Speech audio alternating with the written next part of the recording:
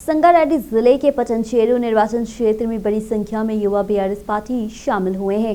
वहीं गोजम महिपाल रेड्डी ने युवाओं को गुलाबी दुपट्टा पहनाकर बीआरएस पार्टी में शामिल होने के लिए आमंत्रित किया। चिटकुला गांव में विभिन्न कॉलोनियों से 200 युवाओं बीआरएस पार्टी में शामिल हुए। पटनचेरू उम्मीदवार और स्थानीय विधायक गोजम महिपाल रेड्डी की उपस्थिति में उन सभी ने गुलाबी दुपट्टा पहना। बाद में मुतंगी डीएन कॉलोनी के युवाओं बीआरएस पार्टी में शामिल हो गए। मिर्चल जिले के घटकेसर नगर पालिका अंतर्गत करीम गुजा चौरस्ता के पास बीआरएस पार्टी के मिर्चल विधायक उम्मीदवार के मंत्री मल्ला रेड्डी के नेतृत्व में रोड शो के लिए बड़ी संख्या में लोग आए। वहीं बीआरएस पार्टी के कार्यकर्ता घटकेसर नगर पालिका सह विकल्प सदस्य बुक्का सुरेंद्र रेड्डी के नेतृत्व में लगभग 500 कार्यकर्ता इस रोड शो में गए। बीआरएस पार्टी के नेता बुक्का विष्णुधर रेड्डी ने कहा है कि मुख्यमंत्री केसीआर देश के किसी अन्य राज्य की तरह तेलंगाना राज्य में कल्याणकारी योजना लागू कर रहे हैं और मंत्री मल्ला रेड्डी मिर्चल निर्वाचन क्षेत्र में 1 लाख वोटों के बहुमत से जीतेंगे। इस कार्यक्रम में सह विकल्प सदस्य और बुक्का सुरेंद्र रेड्डी और बीआरएस पार्टी नेता बुक्का विष्णुवर्धन रेड्डी, लक्ष्मण रेड्डी, कृष्णा रेड्डी, दयाला कुमार, संजीव रेड्डी और कुंडाला रेड्डी, बाल रेड्डी, एनएफसी राजेश और अन्य ने भाग लिया। तमिलनाडु के मुख्यमंत्री एमके स्टालिन बुखार से अस्वस्थ हुए हैं। इसके चलते वह बिसेंट नगर में होने वाले हेल्थ वॉकिंग ट्रैक के उद्घाटन समारोह में शामिल नहीं हो सके। वायरल फ्लू से पीड़ित स्टालिन को डॉक्टर ने कुछ दिनों तक घर पर पूरी तरह से आराम करने की सलाह दी है। मद्रास ईएनटी फाउंडेशन के मुख्य चिकित्सा अधिकारी मोहन कामेश्वरम, जो स्टालिन के मुख्य चिकित्सक थे, इस संबंध में बयान जारी किया है। कहा जा रहा है कि शुक्रवार रात से स्टालिन सर्दी, खांसी और बुखार से पीड़ित हैं। नगर सेवक दोंडला वेंकटेश गौड़ ने कहा है कि विधायक गांधी श्रीलिंगमपल्ली में भारी बहुमत से जीतेगी और गुलाबी झंडा उठाएंगे। चुनाव अभियान के तहत बीआरएस पार्टी के उम्मीदवार आरके पुरी गांधी के टीआर कॉलोनी, जयशंकर कॉलोनी और एनटीआर में घर घर गए और श्रीलिंगमपल्ली निर्वाचन क्षेत्र की नगर कॉलोनियों, अल्वेन कॉलोनियों और 124 डिवीजन में चुनाव प्रचार अभियान चलाया। नगर सेवक दोंडला वेंकटेश गौड़ ने हमसे पार्टी बीआरएस की सफलता के लिए मिलकर काम करने और आरके पुरी गांधी को हैट्रिक जीत दिलाने के लिए कहा है। इसी कार्यक्रम में बड़ी संख्या में बीआरएस पार्टी के नेता, कार्यकर्ता, महिला नेता, बस्ती समिति के सदस्य और पार्टी रैंक और बस्ती निवासी और बीआरएस पार्टी के प्रशासक शामिल हुए। सीपीएम ने तेलंगाना विधानसभा चुनाव लड़ने वाले उम्मीदवारों की सूची जारी कर दी है। वहीं सीपीएम की पहली सूची में 14 लोगों को जगह मिली है। वहीं सीपीएम के राज्य सचिव तमिनेनी और वीरभद्रम ने पार्टी के राज्य कार्यालय में अपनी पार्टी के उम्मीदवारों की सूची जारी की। तमिनेनी वीरभद्रम ने कहा है, पार्टी की बैठक में उन जिलों में चुनाव में जाने का निर्णय लिया गया है जहां उनकी पार्टी के उम्मीदवार चुनाव लड़ रहे हैं। शेष 3 विधानसभा सीटों के लिए उम्मीदवारों की सूची जल्द ही जारी की जाएगी। विधानसभा में सीपीएम के प्रतिनिधित्व दें और अगर उनकी पार्टी को प्रतिनिधित्व मिलेगा तभी विधानसभा में गरीब लोगों की समस्याओं का उल्लेखन किया जाएगा। उन्होंने रोजगार गारंटी अधिनियम और निजीकरण के खिलाफ लड़ाई को याद किया जब कम्युनिस्ट विधायकों में मजबूती थे। एलबी नगर से बीजेपी उम्मीदवार सामा रंगारेड्डी ने जीत के लिए गटप्पा गटप्पा कार्यक्रम का आयोजन किया है। वहीं Masoorabad corporator GHMC floor leader Koppula Narasimha Reddy ने कार्यक्रम में भाग लिया। कोपुला नरसिम्हा रेड्डी ने कहा है, सामा रंगारेड्डी एलबी नगर में जीतेंगे और भाजपा का झंडा फहराएंगे। एलबी नगर का विकास तब हुआ जब उनकी बीजेपी नेता इंदिरा रेड्डी विधायक थी। वहां लगे पानी की बोरिंग इसका प्रमाण है। उन्होंने विश्वास व्यक्त किया है कि भाजपा पार्टी एलबी नगर निर्वाचन क्षेत्र में चुनाव जीतेगी क्योंकि वे जहां भी जाएंगे लोगों से उन्हें अभूतपूर्व प्रतिक्रिया मिलेगी। बीजेपी तेलंगाना प्रमुख किशन रेड्डी ने आलोचना की है कि तेलंगाना में अजीब प्रशासन चल रहा है। वहीं केसीआर ने अपने बेटे के लिए पुराने सचिवालय को ध्वस्त कर दिया है। हैदराबाद सोमाजीगुड़ा में आयोजित किशन रेड्डी ने हिस्सा लिया। वस्तु के नाम पे पुराना सचिवालय तोड़ने वाले सीएम केसीआर नए सचिवालय में नहीं आ रहे हैं। उन्होंने कहा केसीआर तानाशाह की तरह शासन कर रहे हैं। किशन रेड्डी ने कहा कि अगर राज्य में बीसी 73% तक पहुंच जाए तो कुछ भी संभव है। वहीं बीजेपी ने बीसी को सीएम बनाने का ऐलान किया है। राहुल गांधी और केटीआर ने आलोचना की है कि वे बीसी का अपमान करने की बात कर रहे हैं। उन्होंने चेतावनी दी कि भाजपा के सत्ता में आने पे प्रगति भवन को प्रगति भवन में बदल दिया जाएगा। सीएम केसीआर ने अपने 9 साल के शासनकाल में सभी वर्ग के लोगों को धोखा दिया है। उन्होंने पूछा कि दलित सीएम बनने के वादे का क्या हुआ है। उन्होंने आलोचना की बीआरएस आंदोलनों के नाम पर सत्ता में आई है। उन्होंने सवाल किया कि आंदोलन में 1200 लोगों की शहादत का जिम्मेदार कौन है। एमआईएम अध्यक्ष असदुद्दीन ओवैसी ने याकुतपुरा विधानसभा क्षेत्र में पार्टी उम्मीदवार जफर हुसैन महराज के साथ प्रचार किया है और याकुतपुरा विधानसभा क्षेत्र के डीबरपुरा डिवीजन के मटकी, खीरी और कुंडला बौली में घर घर जाके वोट मांगे। जन समस्याओं के समाधान में एमआईएम सदैव अग्रणी रहेगी। उन्होंने विश्वास जताया कि वे इस बार चुनाव लड़ने वाले क्षेत्रों में निश्चित रूप से जीत हासिल करेंगे। इस बीच मालूम हो कि ओवैसी पहले कह चुके हैं कि बीआरएस पार्टी उन सीटों पे एमआईएम का समर्थन कर रही है जहां एमआईएम चुनाव नहीं लड़ रही है। वहीं एमआईएम की घोषणा की है कि वह तेलंगाना में होने वाले विधानसभा चुनाव में 9 सीटों पर चुनाव लड़ेगी। पार्टी अध्यक्ष असदुद्दीन ओवैसी ने उम्मीदवारों की जानकारी का खुलासा किया है। जैसे जैसे राज्य में विधानसभा चुनाव का समय नजदीक आ रहा है, वैसे वैसे नेताओं ने अपनी पार्टियों का प्रचार अभियान तेज कर दिया है। वे अपने अपने विधानसभा क्षेत्रों में कार्यकर्ताओं के साथ मिलकर अभियान तेज कर रहे हैं। इसका एक ही हिस्सा इब्राहिमपट्टनम में हल्का तनाव उत्पन्न हो गया है। अभियान के दौरान झड़प हुई है। रंगारेड्डी जिले में बीआरएस और कांग्रेस के बीच झड़प हो गई है। वहीं बीआरएस इब्राहिमपट्टनम नगर पालिका में चुनाव प्रचार करेंगे। प्रचार के दौरान बीआरएस और कांग्रेस कार्यकर्ताओं के बीच हाथापाई हो गई है क्योंकि वे एक दूसरे के सामने आ गए हैं। इससे वहां तनावपूर्ण माहौल बन गया है। घटना के बाद पुलिस ने दोनों पक्षों के कार्यकर्ताओं को गिरफ्तार कर लिया।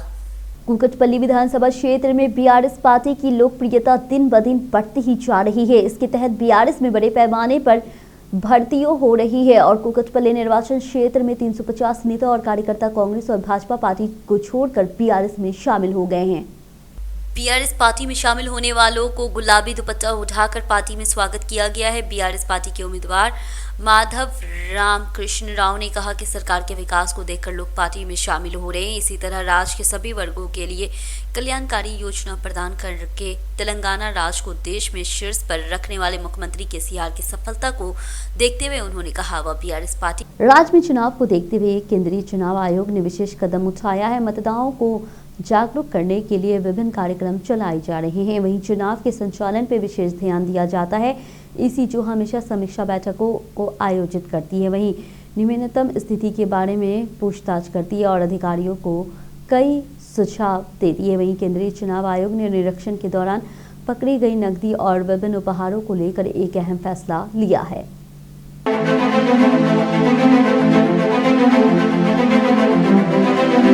केंद्रीय चुनाव आयोग ने तेलंगाना राज्य चुनावी पर विशेष ध्यान दिया है। चुनाव आयोग का मानना है कि वर्तमान में रखे गए नोटों के बंडलों के मामले में उनकी रणनीति के कुछ परिणाम सामने आए हैं। उसने अगले महीने में अपनी पकड़ और मजबूत करने का फैसला किया है। चुनाव के लिए त्रिस्तरीय रणनीति लागू करने का योजना तैयार किया जा रहा है। 1 महीने के लिए परिवर्तन एजेंसियों को तैनात किया गया है। वहीं केंद्रीय बलों का पहला जत्था भी राज्य में पहुंच चुका है। बड़ी संख्या में नियमित को बलों की भी तैनाती की जाएगी। पिछले 2 हफ्तों में अधिकारी ने राज्य में करीब 350 करोड़ रुपए की नकदी, सोना और शराब जब्त की है। प्रावधान की मजबूती करने का निर्णय लिया गया है क्योंकि आने वाले दिनों में धन की अधिक से अधिक उपयोग किया जाएगा। मौजूदा खुफिया ताकत को 2 गुना करने का फैसला किया गया।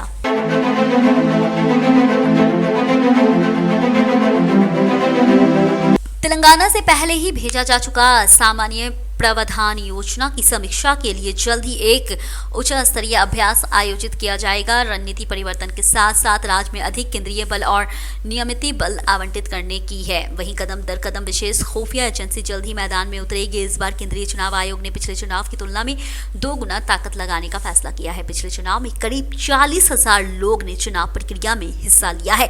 इस बार 70,000 से 80,000 लोगों के शामिल होने की उम्मीद है। वहीं अधिकारियों का कहना है चरणबद्ध नामकरण प्रक्रिया के अंत में केंद्रीय सशस्त्र बलों की लगभग 200 कंपनियां राज्य में पहुंच जाएगी।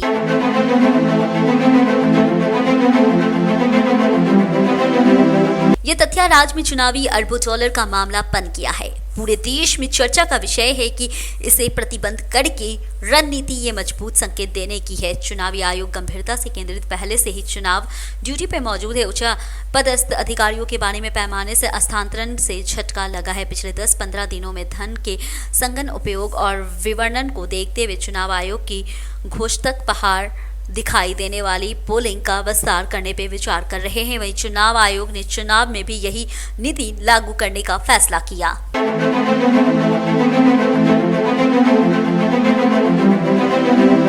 केंद्रीय चुनाव आयोग ने राज्य सरकार के शीर्ष अधिकारियों और कानून व्यवस्था परिवर्तन एजेंसी और सीमावर्ती राज्य के अधिकारियों के साथ चुनाव की समीक्षा करने के लिए वरिष्ठ उपायुक्त धर्म शर्मा और नीतीश कुमार व्यास की एक टीम को राज्य में भेजा गया है। उन्होंने उच्च स्तरीय बैठक की है। इसमें राज्य के मुख्य निर्वाचन अधिकारी विकास राज, CS शांति कुमारी, DGP अंजनी कुमार और परिवर्तन एजेंसियों के शीर्ष अधिकारियों ने भाग लिया है। तेलंगाना सीमावर्ती राज्यों के शीर्ष अधिकारियों के साथ उच्च स्तरीय समीक्षा की बैठक की है। वहीं महाराष्ट्र, छत्तीसगढ़, कर्नाटक और आंध्र प्रदेश राज्यों की सीमाएं तेलंगाना के 17 जिलों से लगती है। चूंकि चुनाव के दौरान वहां से पैसा, शराब आदि ले जाने की आशंका है, इसलिए संबंधित राज्यों की DGP और अन्य प्रमुख अधिकारियों के साथ बैठक की जाएगी।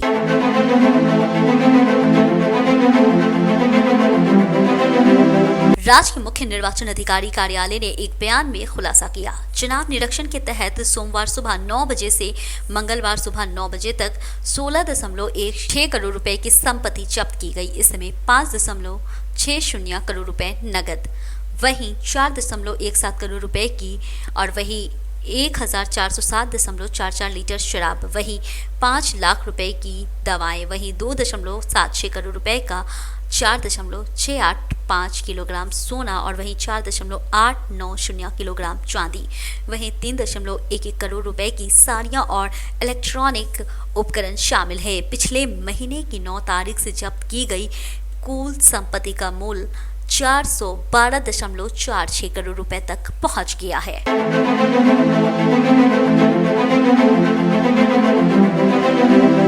केसीआर के 10 साल के शासन में 10 क्रांतिकारी सुधार आए हैं। वहीं तेलंगाना सरकार ने विकास और कल्याणकारी योजना शुरू की है, जो पिछले 10 साल के शासन के दौरान देश में कहीं भी नहीं देखी गई थी और सामुदायिकों के साथ खड़ी रही थी। इसने कई प्रशासनिक सुधारों की भी शुरुआत की है। वहीं नई जिले, मंडल और पंचायतें बनाई गई है और शासन सुधार शुरू किए गए। यूनानियों का मानना है दुनिया को बदलने वाले महान सुधारों की उम्मीद केवल ऊंचे विचारों वाले लोगों से ही की जा सकती है। केसीआर सरकार ने इसे व्यवहारिक रूप से दिखाया है। आज़ाद भारत के 77 साल में गरीब और मध्यम वर्ग के बच्चे सुधारों का नाम सुनकर ही अपनी दुर्दशा से डर जाते थे। अब तक हर राष्ट्रीय और क्षेत्रीय पार्टी ने गरीबों का बोझ उठाना, कौमों को मारकर बाजों के सामने फेंकना, प्राकृतिक संसाधनों को कॉर्पोरेट्स को लूटना जैसे महान सुधारों के रूप में काम किया है। केंद्र शासित प्रदेश में कांग्रेस शासन के दौरान भी यही हुआ था। विशेष तेलंगाना में केसीआर सरकार ने एक तरफा नीतियों और शोषणकारी तरीकों का गीत गाया है। इसने गरीबों और कमजोरों के दृष्टिकोण से 10 क्रांतिकारी निर्णयों के साथ सुधारों का एक नया अर्थ दिया। इस प्रकार देश को नई राह दिखाने और सुधारों की राह में खड़ा करने के बाद तेलंगाना की धरती गुरुकुलों में अनाथ बच्चों के लिए 2% और MBC के लिए 5% आरक्षण दिया जाता है। योजनाओं के लिए आय सीमा बढ़ाई गई। रज्जक और नई ब्राह्मणों को 250 यूनिट मुफ्त बिजली दी जाती है। अत्याधुनिक धोबी घाट और सैलून को रजकुश के लिए राशि आवंटित की गई है। सरकारी संस्थानों में कपड़े धोने का काम रजक समाजों को सौंपा गया है। 1098 बाल रक्षक वाहन उपलब्ध कराए गए हैं। अनुसूचित जाति के विकास के लिए दलित बंधु योजना के तहत बिना शर्त 10 लाख, वाइन शॉप में SC और गौड़ा जाति को आरक्षण दिया गया है। किसी भी अन्य राज्य के विपरीत गौड़ जाति ने नीरा नीति तैयार की है, जिसमें कहा गया है कि नीरा की कटाई और बिक्री की जानी चाहिए। हैदराबाद के टैंक बंड PV मार्ग के पास 20 लाख रुपए से नीरा कैफे की स्थापना की गई है। कोकापेट में गौड़ भवन के लिए 300 करोड़ रुपए की जमीन आवंटित की गई है और भवन निर्माण के लिए 5 करोड़ रुपए